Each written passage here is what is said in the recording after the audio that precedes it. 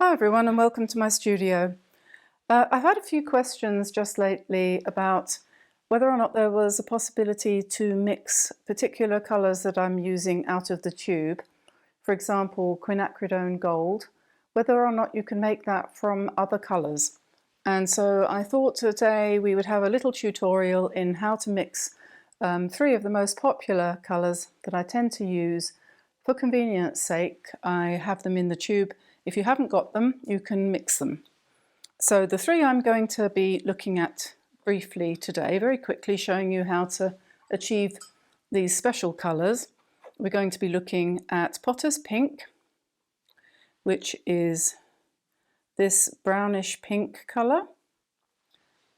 We're going to be looking at Quinacridone Gold, which is this brownish yellow colour. And we're going to be looking at Sepia, which is a dark brown. Okay, now all those colours I use ready mixed on my palette to save time, but if you don't want to go to the trouble or the expense, or if you haven't got them and you want to go ahead and paint something using those colours, you can mix them.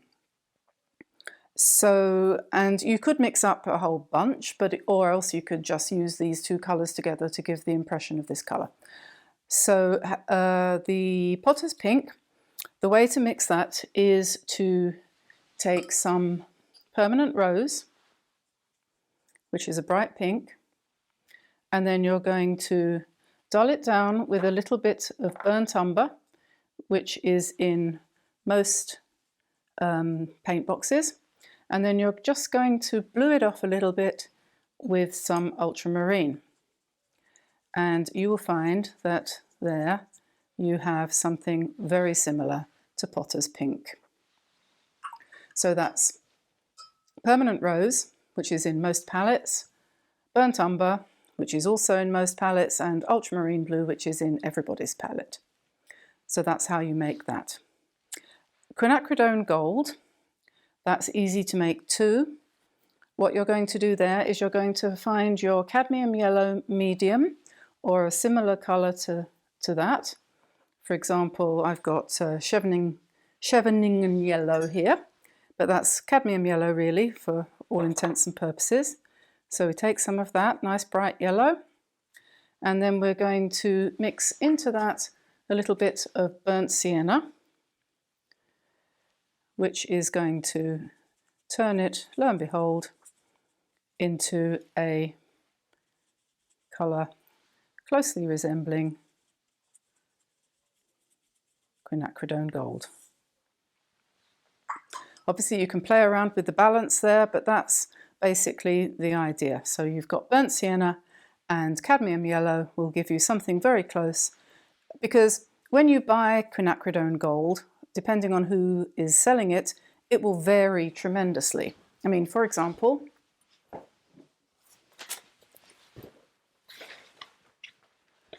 this is a testing sheet for Quinacridone Gold, and these are different makes. This one is Daniel Smith, this one is Winsor and Newton, and this one is Sennelier, and this one is Winsor and Newton as well. They're all different, but they're by different manufacturers, but they go by the same name. So really what you're looking for is a yellowish brown colour or a brownish yellow, which you can mix to your own taste. And then Sepia, which is useful for painting birds. I find it's quite a useful colour to use for the eye and so on, because it's not dead black. But Sepia you make with burnt umber, again, something that's in most palettes, which is a nice rich brown. And then you don't put black into that. You could put black into it, but it will work in a slightly more rich way if you add ultramarine. And you just need to play around with it to get the balance right.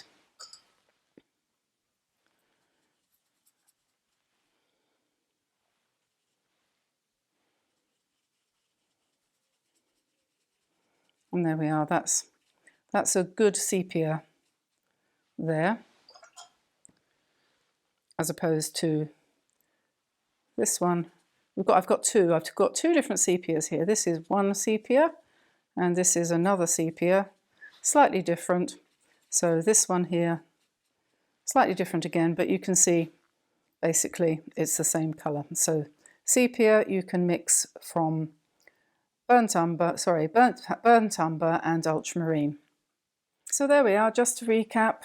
If you want to mix potter's pink, take some permanent rose, burnt umber and a dash of ultramarine and you should be able to come very close. If you want to mix quinacridone gold, you need cadmium yellow and burnt sienna, and you can mix that to your own taste. And if you want to make a sepia brown, which is basically a very dark brown, you're probably going to want to do it with burnt umber and ultramarine, or burnt umber and black. Depends on whether you want a really blackish kind of tone or whether you would prefer to have something a little bit more subtle. So there we are. I hope that was useful.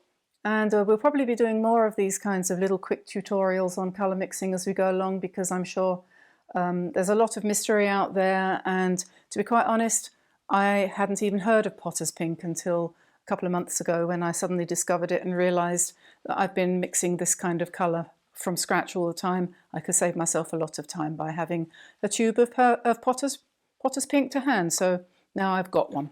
And isn't that wonderful? The only difference is, actually, one last final thing, the potter's pink granulates. So that means, like ultramarine, it gives a kind of grainy texture to anything that you add it to. So some people like that, some people don't like that. It just depends whether or not you like your pictures to be very textured and interesting in their appearance. So if you have potter's pink and you add it to anything else on your palette, it will tend to granulate it.